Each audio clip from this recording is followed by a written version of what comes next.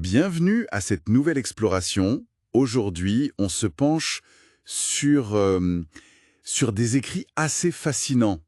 Oui, Ils défendent une approche particulière du succès, celle d'un travail acharné mais mené dans le silence, presque dans l'ombre, hmm, et où c'est la réussite finale en fait qui devient la seule vraie réponse, la seule communication. Ces sources, elles nous dépeignent un chemin qui valorise la discrétion, la persévérance face au doute et une concentration intense, loin du bruit. loin du tumulte ambiant, oui. Notre objectif ici, c'est de décortiquer un peu cette philosophie. Qu'est-ce que ça implique réellement de travailler dur en silence? Quels sont les mécanismes psychologiques derrière ça? Les bénéfices potentiels aussi que ces textes mettent en avant? Et peut-être les limites aussi. Peut-être oui. Ce qui frappe tout de suite, c'est que ce silence, il n'est pas présenté comme un vide, hein, ou une passivité. Non, pas du tout. Au contraire, c'est décrit comme le son de l'ambition ou même le murmure de la détermination. C'est une image forte. C'est assez contre-intuitif, non? Surtout aujourd'hui où on a l'impression que tout doit être annoncé, partagé, validé presque en direct. Exactement, c'est à contre-courant. Alors, allons voir ça de plus près. Le point de départ, vraiment, c'est cette idée de construire son succès dans l'ombre, sans annonce prématurée ni fanfare. C'est ça. Les textes insistent là-dessus. Le travail de tous les jours, ces efforts que personne ne voit. Deviennent les pierres angulaires de la réussite future. Il y a même une opposition très claire qui est posée, quelque chose comme pendant que les autres parlent, tu agis. Pendant que les autres rêvent, tu réalises. Oui, c'est très directif. Ça place l'individu comme le véritable architecte de son destin. Il construit son truc, quoi, brique par brique. Absolument.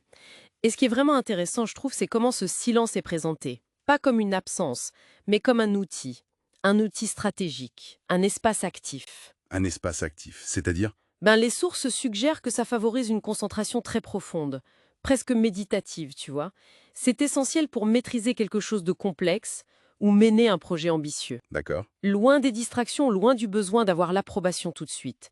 L'esprit peut vraiment se focaliser sur la tâche. Donc c'est pas juste se taire, c'est créer les conditions pour mieux travailler, en fait. Exactement, c'est ça.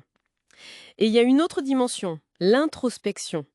Les textes parlent de ces moments de solitude, Ah oui, des moments où, je cite, tu te découvres vraiment, où tu comprends ce dont tu es capable. C'est dans ce calme, loin du bruit ambiant, qu'on peut évaluer honnêtement ses forces, ses faiblesses, et affiner sa vision, son ambition. Hmm.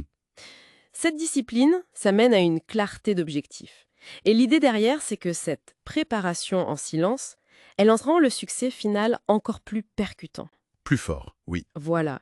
Quand, euh, quand l'éclat de ton succès finit par briser ce silence, l'impact sur ceux qui doutaient est démultiplié, justement parce que ça surgit de nulle part, enfin, d'un espace qu'ils ne voyaient pas comme productif. C'est une sorte de puissance différée, quoi.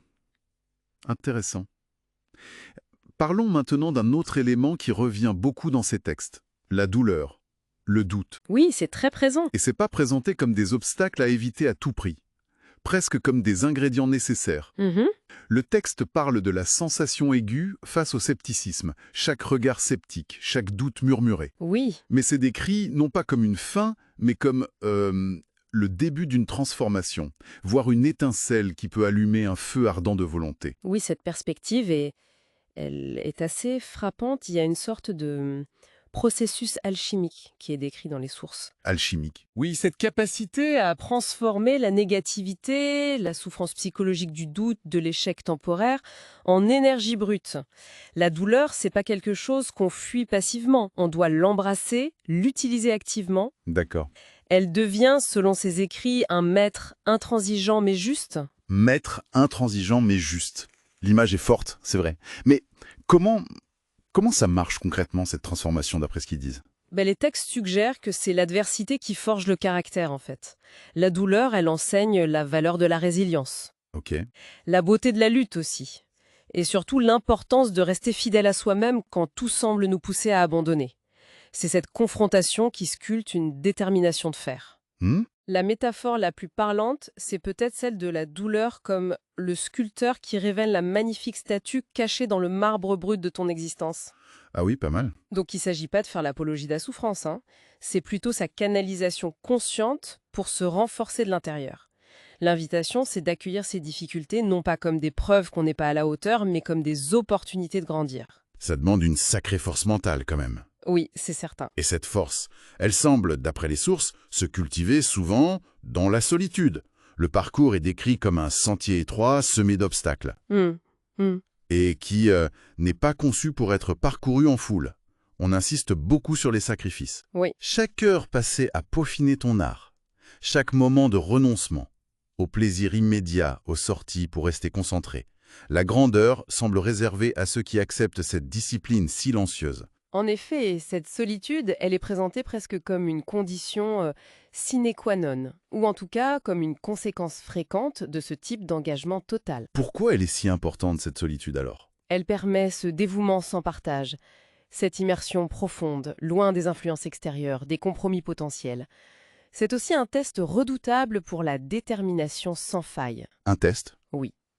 D'ailleurs, les textes opposent les étoiles durables, celles qui sont forgées dans cet anonymat patient et laborieux, aux météores éphémères. Ceux qui brillent vite. Voilà, ceux qui cherchent la lumière tout de suite, mais qui s'éteignent aussi vite. Donc, cette solitude, qu'elle soit choisie ou subie, elle a une fonction bien précise dans cette philosophie. Elle semble être le creuset où se révèle la véritable force de l'individu. Purifier des attentes, des jugements des autres.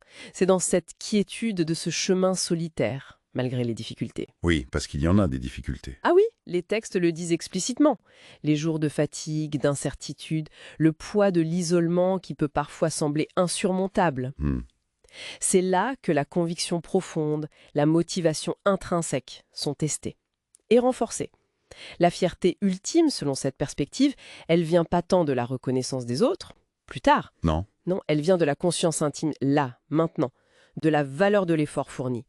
Il y a cette phrase « Chaque goutte de sueur, chaque heure de travail valait plus que tout l'or du monde.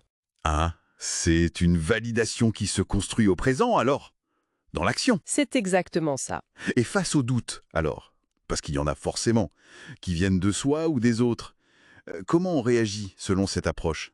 Si on ne cherche pas la validation extérieure, quelle est la réponse? La réponse. Elle est sans équivoque, d'après les textes, ce sont les actes, les résultats tangibles. Les faits. Voilà, c'est ça qui constitue la réponse la plus éloquente. Les mots, les justifications, les promesses, c'est secondaire. Ce qui compte, c'est la démonstration par les faits. Donc on ne débat pas, on démontre.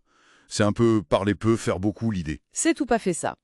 Et au cœur de cette démarche, il y a ce que les textes appellent la passion intrépide. La passion intrépide. Oui, elle est décrite comme une boussole dans l'obscurité, une force motrice interne qui n'a pas besoin d'être validée par les autres pour briller. Sa lumière vient de l'intérieur, tu vois. Je vois. La phrase clé qui résume bien cette posture, c'est « Laisse le résultat de ton labeur être la réponse retentissante à tous les doutes ». L'accent est mis sur la preuve concrète, sur les victoires silencieuses mais significatives. Elle parle un langage que tout le bruit du monde ne peut étouffer. Cette validation intrinsèque, elle est donc centrale. Le succès authentique tel qu'il est décrit ici, il ne dépendrait pas de la com ou de la perception au départ, Non, mais de la substance. de la réalisation effective. L'approbation des autres, ça devient alors une conséquence possible, agréable peut-être. Oui, peut-être. Et ici, la satisfaction première, elle vient de l'accomplissement lui-même, de la maîtrise acquise, de la fidélité à sa propre vision. Et puis arrive le moment où ce travail silencieux, il débouche sur un résultat visible, parfois spectaculaire. Oui, Les textes décrivent ce moment comme celui où choquer avec ton succès prend tout son sens. C'est l'instant où les rêves patiemment tissés dans l'ombre éclatent en pleine lumière. l'image est belle. Il y a cette image très visuelle du monde qui s'arrête net, les yeux écarquillés, bouche bée. Pourquoi insister autant sur ce choc? Qu'est-ce qu'il y a derrière? C'est une question intéressante. D'après les textes, ce choc, il ne faut pas l'interpréter juste comme une simple revanche, ou une volonté de clouer le bec aux sceptiques. Même si ça peut jouer un peu. Oui, même si cet aspect peut exister, bien sûr. Mais c'est présenté de manière plus profonde, comme l'aboutissement d'un voyage intérieur, la manifestation extérieure d'une transformation interne qui a mûri longtemps. D'accord. C'est une validation silencieuse, mais cette fois-ci, elle est rendue publique. C'est la validation de chaque choix difficile, de chaque sacrifice, de chaque heure d'énergie investie. Donc, la surprise, elle vient du décalage entre ce que les autres voyaient, ou plutôt ce qu'ils ne voyaient pas, et la réalité du travail qui a été fait.